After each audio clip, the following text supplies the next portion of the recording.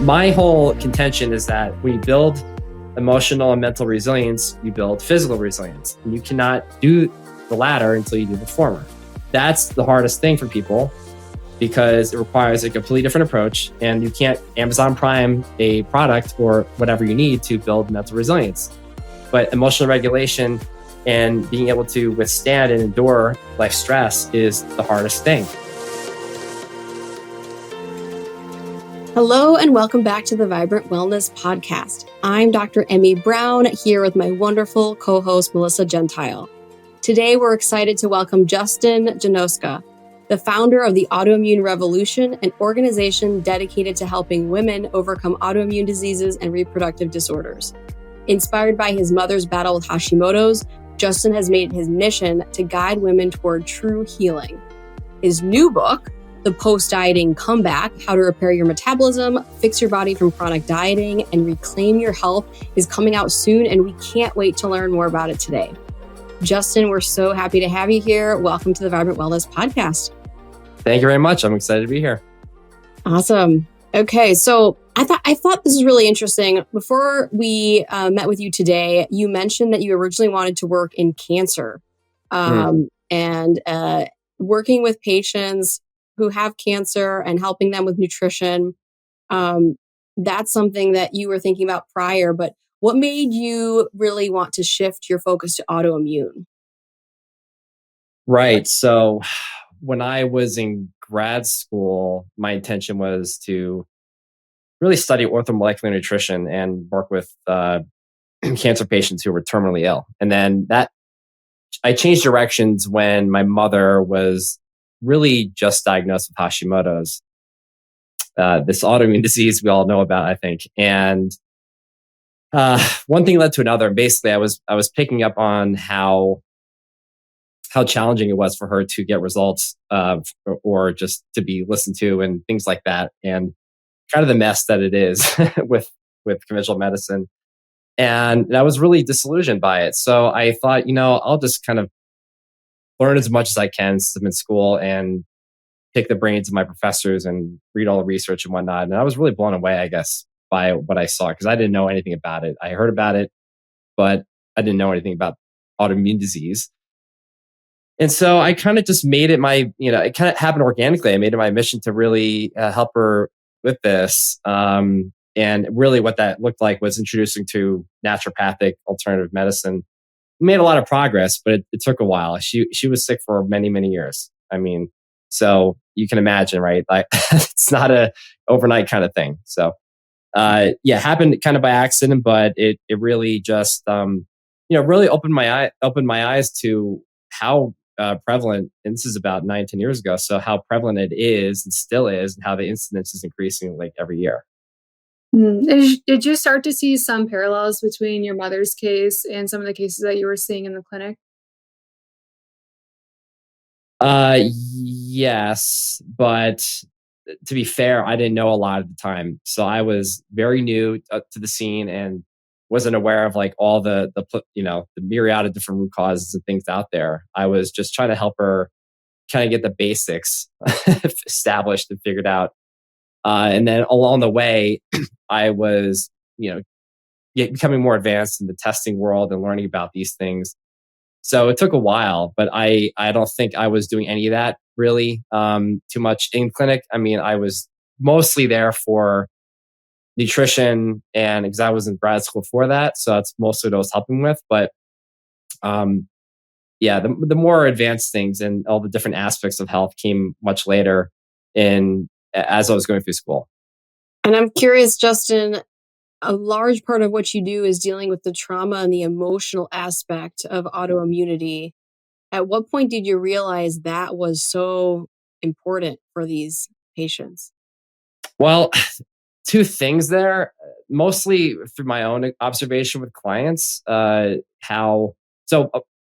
a little bit here. So my first entry point into this world with the trauma world was when I was working with, I still do, but less frequently now, working with young women like in their 20s who were struggling with, hypothalamic amenorrhea and eating disorders and body dysmorphia, and we're competing and chronically dieting and all these kinds of things. And that was a big interest of mine. And a lot of them were showing up with PCOS and hypothyroidism, or, IBS and these other unexplainable conditions. And so one thing led to another. And I really started just to figure out that, well, people aren't really getting enough. They're not really finding a resolution here, despite doing all this stuff with their body and fixing this and manipulating that. And when you learn about their story and their history, it just made sense to me all of a sudden that maybe this is like an untouched part of the health puzzle. And then I started thinking about my mom and how much trauma and stress she had gone through in her life. I mean, my mom was, she's been through a lot. I mean, she's been stressed since I was born, basically. And so I think for me, I realized that my mom was not getting that discussion. She wasn't hearing about that from anybody. And eventually I introduced that component to her, and she, I think at that point, realized and could accept that was a part of this mind-body connection that is obviously true, but we don't hear about it very often. So between that and what I was seeing with clients, I kind of just decided that, I'm going to start paying attention to this more and see what happens. And I kind of have this like deductive reasoning approach where I'm like, I'm going to take this theory, this idea, apply it, and see what the outcome is. And if I'm right, then I'm onto something. And sure enough, I mean, I've literally done this so many times where people have done it all, done all the right things. And for some reason, when you start to work on the psycho-emotional aspect of things, whatever they're dealing with, it's like there's a huge turning point. And it's not like night and day all the time, or some drastic thing where you're completely like fixed and cured, right? But it's dramatic enough that it really blew me away. And I said, this has got to be the thing I focus on the most. So it's like a trauma-focused, informed lens looking at autoimmune disease. And that's basically why I decided to go back to school and why I'm in my doctorate program studying trauma counseling. So it's that important to me. We need providers like you. I just want to take this opportunity to say thank you for doing that work, because healthcare providers so often are in the position of counseling patients, especially if they're providing functional medicine or naturopathic medicine. And we're really not set up to do the counseling piece and to do the trauma-informed care piece. Right. So I want to jump into biggest misconceptions people have about autoimmune disease before we jump into some more detail here. So I think this can help, maybe it will help bring some insight to our listeners. Are there any misconceptions, or maybe some things that when you see in practice or you hear from some of your clients, if they're referred from somebody else and you're just thinking, gosh, I wish that things were different, or maybe we were thinking about this differently? Yeah. So there's a lot of things here, I think. But, on one side, you have people who think it's purely genetic and that it's my family, nothing can be done. I mean, that's a lot of what you may have heard yourself, right, Dr. Emmie? So,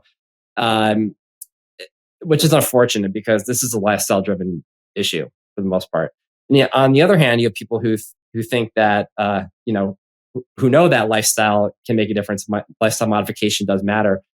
And that you can kind of, shortcut your way through this and just kind of like protocol your way out of it, as I call it. Change your diet, take the supplements, do a gut cleanse, do a parasite, whatever. And that's it, right? Call it a day. That's mostly what I hear. And when you talk to people, you see that they have a very short list of things they've done, but it's really based around these kind of surface level interventions. Many people, I think, also think autoimmune disease is caused by one thing. Lately, it's been a lot of, my disease happened because of this food or this bacteria I got, or, COVID. It's never one thing. Right. Right. It's like that whole bucket analogy, right? You have an accumulation of this allostatic load over the years, and it just kind of accumulates. But that's tough, because the thing I've noticed is that people will attribute their symptoms and their new diagnosis to the thing that was most recent that they believe triggered the onset of their problems, right? And I just go, yes, that's true, but it's probably more like the straw that broke the camel's back. You had an accumulation of things over the years that was already there. So I didn't tell you this part, but my mom also has type 1 diabetes. And this is within the past 5 years. And this is an example of that from my perspective, because she was actually doing really well. And all of a sudden she went to the dentist, a conventional dentist, that is, and had some procedure done. And she really got slammed with almost like the flu, it felt like. And I remember seeing her on the couch, like just sick, when I was visiting her for like 2 weeks, maybe 3 weeks. And I'm like, what happened? No, I went to the dentist and this happened, and ever since, day or two after that procedure, I got a lot of malaise and was feeling well. So whatever, over the couple months or so, I started to notice that nothing was really changing. And then she was reporting how her blood sugar was all over the place. It was up and down, this and that and the other. And, we kind of addressed that in the best way we could. And I thought, well, you're not getting better and your A1C is out of control. Your blood sugar is really bad. Your postprandial glucose is like 200s, it's like diabetes, right? And I said, just for fun, let's just test some antibodies against your pancreas. And sure enough, she had it. Wow. So that was my intuition with that, right? But yeah. I'm fearful for people who have to, go through this and not really have any direction or any idea of that this is a possibility, and thankfully we have, Vibrant, for example, with labs that can measure these things. But that was one of those instances where I think that she didn't have a proper cleaning done, or there was some, there was a proper procedure done maybe. And she picked up a pathogen, I think, and that just was enough for her system to go haywire. So that's a long way. The last thing that just overflowed the bucket for her, probably on that one. Yeah, you give. Yeah, and that's it's terrible to hear this, but unfortunately, people can get in remission and feel great, and all of a sudden they get hit with something out of the blue, and they're like, "Well, I'm back into this position again, or I got a new disease." It's not like you did anything wrong. It's just for some reason that was enough to really activate your system, and you just kind of have to accept that. Maybe that's what happens sometimes. But the good thing is you can do something about it, and she's better now since we started working on that. But it just tells you the truth of autoimmune disease and how lifestyle factors just are kind of like it's an ongoing thing. Yeah, they just keep it in check. And I think sometimes what can happen is, even if someone is able to get into a functional clinic, they're able to get the testing, they have a diagnosis, they have a picture of kind of what's going on. And then they get this prescription of like 15 or 20 supplements, and they're sent on their way to go, quote unquote, heal with just the supplements. Why is this problematic that we're just kind of replacing pharmaceuticals with supplements and not addressing everything else? Yeah, it's one of my biggest pet peeves, honestly. And I'll just say it like this. Some people might get bothered by this, but I just kind of go, not everybody's doing this, of course, but a lot of the people in the alternative medicine space are kind of just doing the same thing as conventional doctors, just using healthier alternatives, right? It's a lot of this, and this is the frustration I hear from clients. So it's not like me just kind of saying this, but I hear it all the time.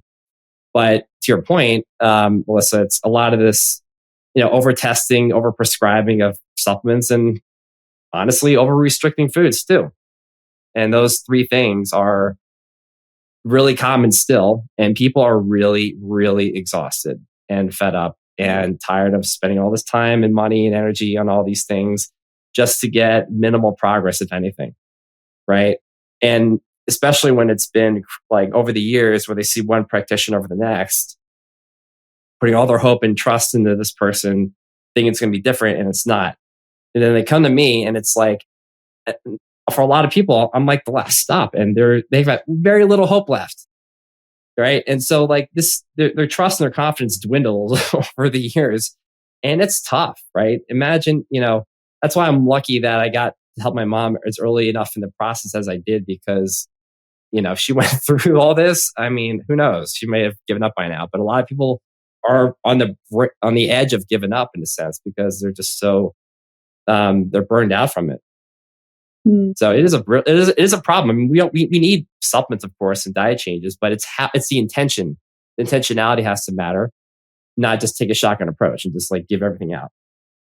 Right, exactly. And before we get into more trauma and emotional health and how that kind of ties in here to autoimmune disease, what are some of those other pillars that you are taking a look at? Like I know we mentioned diet and supplements, but that's only a teeny tiny piece of the puzzle. I mean, I'm assuming you're looking at sleep and lifestyle and what their routines are day to day, what their stressors are. What are the other things I guess that you're kind of addressing in those consults? Yeah. So coming back to the trauma focused lens that I have, that's kind of how I see everything now because it just is in the forefront of my mind. So for sure, the environment and all those things are still there. And like you said, sleep and triggers and all that we'll look into for sure. But for me, it's just, I can't unsee what I've seen. And so I'm thinking about uh, their story, their biography, their personality, their behaviors. Some of the stuff is tough because people don't even see it themselves, right? Mhm. They've been acclimated to living a certain way, being super mom, super wife, being a people pleaser, peacemaker, perfectionist, type A, whatever, all that stuff. And when that's your identity in a sense, you don't see any problem with it. But I do, or it could be, maybe. I'm not going to say it is, I don't know. But if it's maladaptive, it is, right? And it's just all about that. So I'm really keen on kind of painting that picture for people and exploring that in a discussion to see if that's a possible reason for why they're still on the hamster wheel in a sense, trying to get this disease under control. And more times than not, they're still stuck in these patterns and these coping strategies for one reason or another that is just breeding more stress on their system, whether they know it or not. And that to me is like the most salient part of this investigation, because if that doesn't change, then the disease won't change. You have a history of working with women. So we know that women have upward of a fourfold increase in risk for autoimmune disease compared to men. This is a 2020 study, and we know women have a higher incidence. So, and many explanations have been proposed, including sex hormones, the X chromosome, microchimerism, which is fascinating. I just recently learned about that concept, environmental factors, and the microbiome.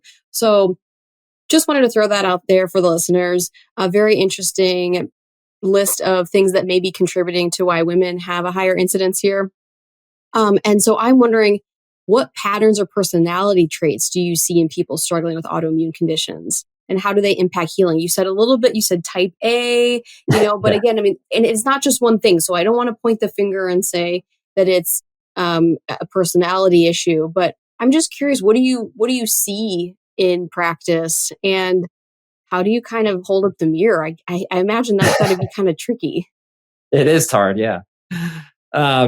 Especially again, like I said, people are in denial of it or don't think it's an issue at all. And that's what I spend a lot of my time now on social media, is just kind of educating around this, because there's very, very little data. There's like one study, I think, on type A and like I think it's type 1 diabetes actually. Oh, And interesting. And how do you even and study that? I just wonder about Hashimoto. study design and all that. Yeah, right. So there isn't a lot of research on that connection, but there is discussion around personality traits, and type C, I think, even for cancer. So there is that sort of connection, but I don't need a study to kind of validate what I see. I think it Mhm. absolutely matters, because you kind of see where it came from, and the antecedents and the early adversity and trauma and whatever it is in their life. Could be anything, um, that has catalyzed them to adopt these personality traits. So I kind of boil it down to what I call like the 5 Ps. And these aren't traits per se, but they're kind of just behaviors. So you have like protecting, the tendency to protect others because you, for example, had to watch your siblings, unfortunately get abused, or you saw violence, or you had to take care of your sick parent, Do you see, real right? quick, Justin, do you see the oldest children in the family maybe? does that, I'm just curious, maybe the firstborn with younger siblings, does that come up? That's a good question. I would say yes, although I'm trying to think because I don't know. I got to probably look into that more because a lot of my clients don't share those details about, well, probably don't have those discussions enough to see who is the older sibling or Yeah, not. But food for thought. yeah. I mean, I just thinking out loud here. I mean, I have heard that for sure. Like, especially clients of mine who are just, the only child. So, Hmm. you know, just having to take care of their parent or someone Sure. who's debilitated. So these sort of things that happen early on, where we have to assume the role of the parent. They call it parentification, and that's a big thing. And believe it or not, when you have to do that early on and you lose your identity as a child, your innocence in a sense, you're taking on these duties, and you're kind of just going to maintain that for a long time unless something changes. So there's protecting, there's perfecting, the perfectionism stuff that is really, really common, right? Um, Usually, well, for many reasons, right? Parents are strict and have high expectations for you, perhaps. The performing sort of pattern, which is more about being someone. I mean, it blends in with kind of some of these other ones, but like being someone that you're not and failing to set boundaries or to speak up or to vocalize or having a hard time saying no. A lot of it is designed to just to make yourself feel seen and liked, which leads to the next one: people pleasing, placating, and befriending, and negotiating, and putting all of your energy into other people. That's probably the most common one that I see, and that is doesn't seem like. And here's the thing, right? It doesn't seem like it's a bad thing, and it's not.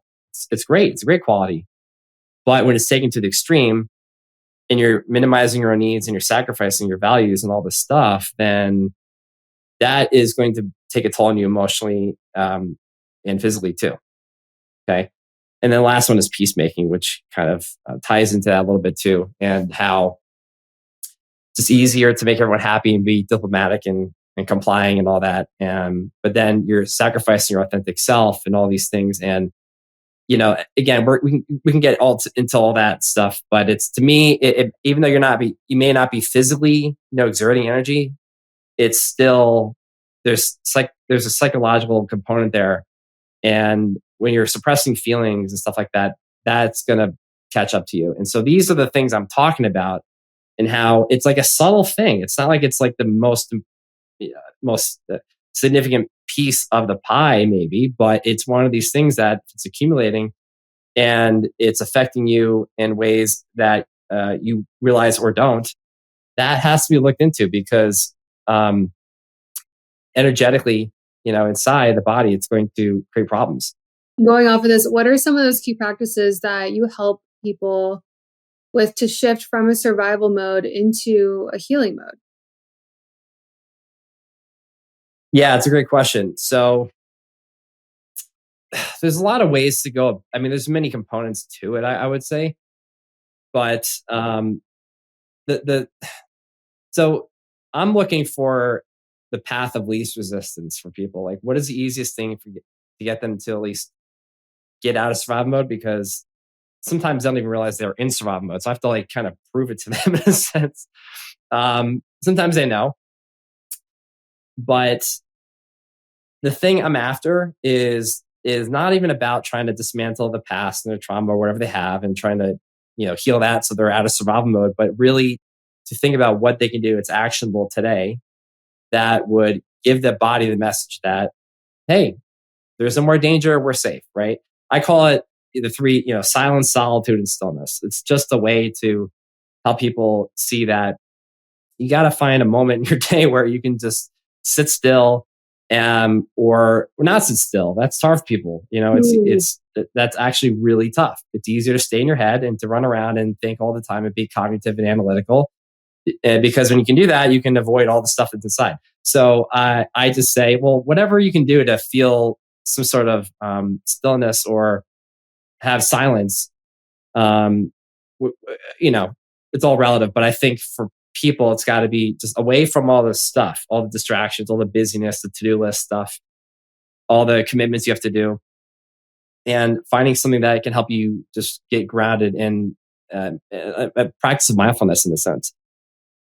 And then we can build from that. But really, it's about how to just kind of give your bodies these subtle, slight messages of peace and equanimity. That's tough because people don't give their body a break enough. It's like nonstop. And I just say it bluntly, like, you have to change this. It doesn't mean you have to like sacrifice and give up all those roles and duties you have as a mom, as a wife, whatever. But you have to rebalance things. That's all it is. No one's saying you have to quit your job and move and divorce this person. It's about just learning how to balance it a bit. But you cannot, if you want results like you say you want, it's not gonna happen until you tip the scale in the other direction a little bit. So just, what 5-10 minutes you have, at least give your body a taste of that. And then we can build off of that.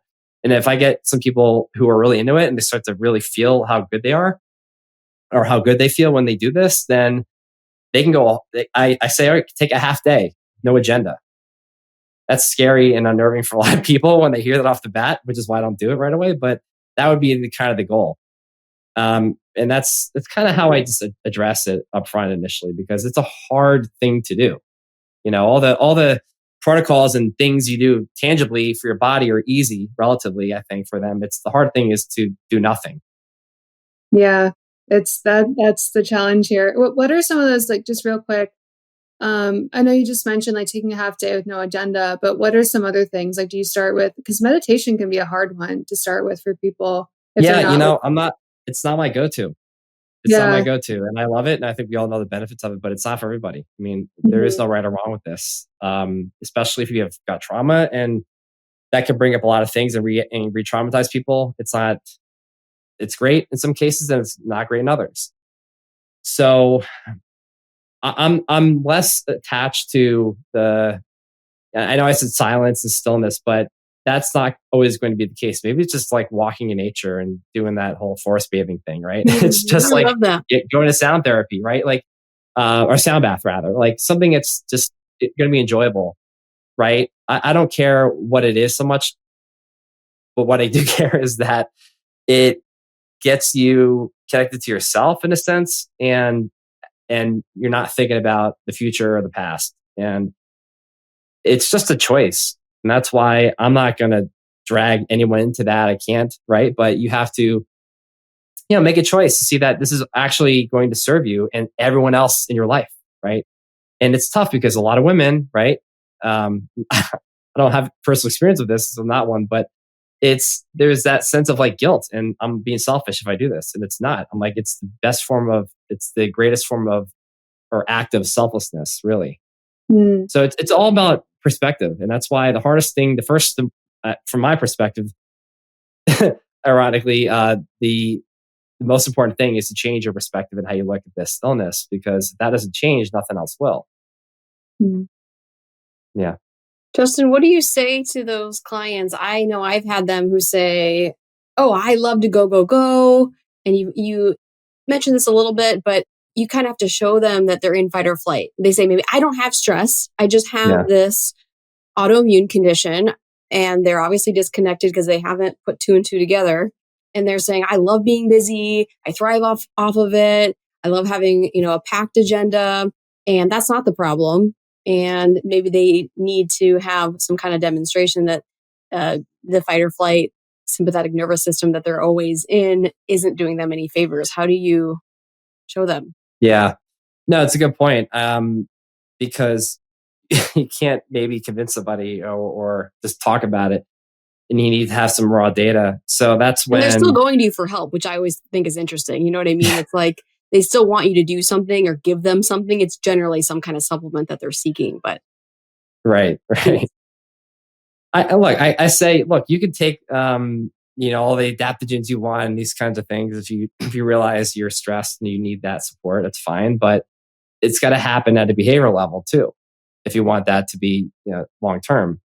But to your point, I invariably run labs that would show how they are living in a state of stress. So specifically, saliva cortisol is the easiest way to do it.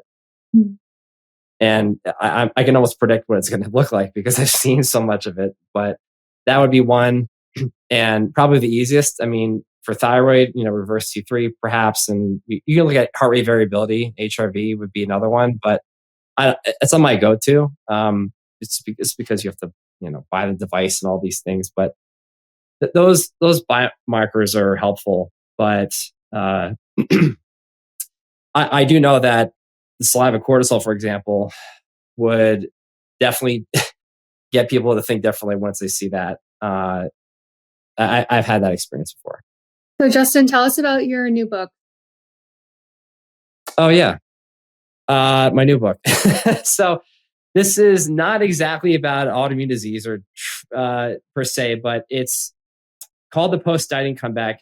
And it's honestly something that I felt called to do because what it's doing is helping people understand how and why their metabolism slows down or why they gain weight or they can't lose weight. And this is not just for the person who's chronically ill or has an autoimmune disease, but really anybody with an illness or not, the average person who is, and a lot of people are doing this, they're under eating, they're over exercising, these kinds of things.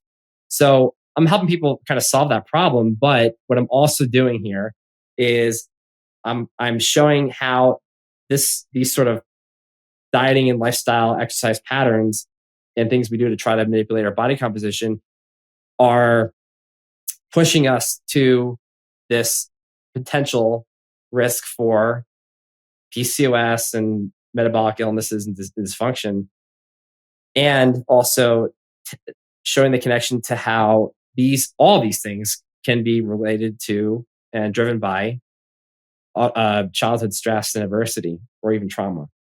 So I did this because, again, like I said, I've worked with a lot of women in their 20s who really struggle with this a lot. Eating disorders, disordered eating, orthorexia, body dysmorphia. So I'm trying to bridge the gaps between all this because my whole idea is that, and I've seen this, that if you just try to fix your metabolism or your body or whatever it is that's going on after dieting, then you're going to be right back where you started. This is because your identity is still the same. You're still the same person that got you in this position, and you're still chasing this, chasing that. And if it's going to get you and catapult you to an illness, that's a real issue. And that's not to say everyone's going to have that problem, but I've seen it. And that to me is a red flag. It's just a sign of like how extreme you've gone, not just because of dieting and under eating, but maybe because you've just been stressed out since you were 5 years old because your mom said you were too overweight and you need to go on a diet on Monday.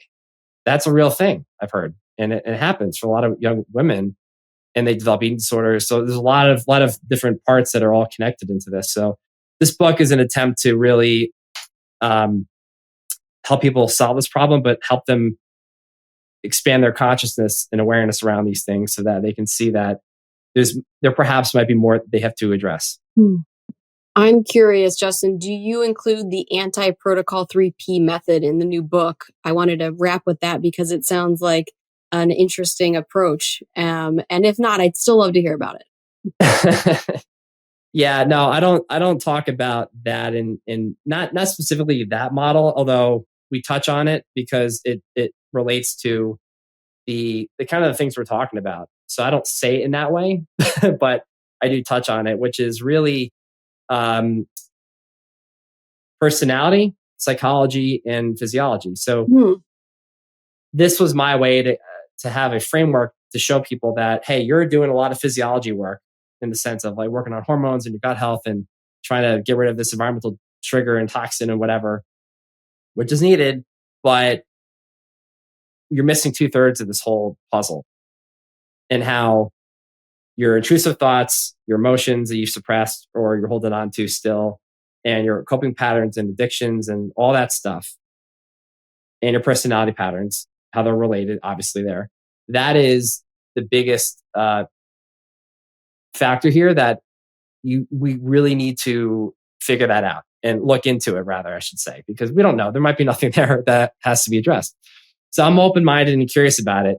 But, again, more times than not, there's something there that usually has to be accounted for. So my whole contention is that when you build emotional and mental resilience, you build physical resilience. And you cannot do the latter until you do the former. Right? So that's the hardest thing for people, because it requires a completely different approach, and you can't Amazon Prime a product or whatever you need to build mental resilience. But emotional regulation and being able to withstand and endure life stress is the hardest thing for us. And we can all do it. It's just we need to have the support and the resources available to us. So that is my bread and butter, really, I think, is as far as what I'm trying to provide for people, so that they can enjoy life better, but also be able to respond to the interventions that they're doing with their doctor or whoever with me, because that's part of the issue too. If your digestion is completely compromised because you're stressed all the time, you've got trauma, and this is the stuff that happens, and then they do all these interventions and they're not as effective, or they're not even absorbing half the things you're taking, right?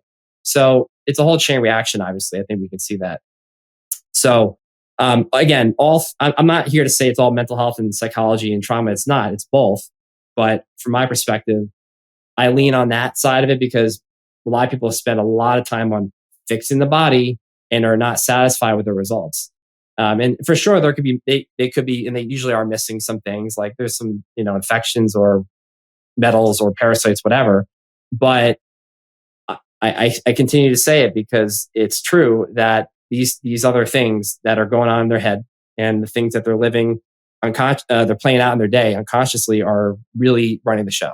And that's really the thing that's holding them back the most. It's so important. I feel like we touched on so many things that I feel like are not quite mainstream, but they're almost getting there today in this episode. And Justin, I just want to thank you for your time and everything that you shared with us today. I think our audience is really going to take a lot from this, and we'll be sure to check out your new book. And if anyone tuning in right now wants to connect with you on social, maybe be a client of yours, where can we find you online? Yeah, very simply on Instagram. That's mostly where I hang out and post a lot of this sort of content. And it's just my name, at Justin Janoska, Janoska. Is that how you spell it? Yeah. Awesome. We'll link it down below for you guys. And until next week, wishing us all vibrant health and wellness. Thank you, Justin. Thank you. Thank you so much for being here today. Don't forget to leave us a review and subscribe so we can continue to pay it forward together. And remember, the key to longevity is knowledge. Keep learning, growing, and tuning in to the Vibrant Wellness podcast to discover the latest insights and strategies for optimal health. Join us again next week. And just a reminder, this podcast is for educational and informational purposes only and is not a substitute for professional medical advice, diagnosis, or treatment. The views expressed by guests and hosts are their own and do not necessarily reflect the official policy of Vibrant Wellness. As always, consult your healthcare provider before applying any recommendations that you heard here today.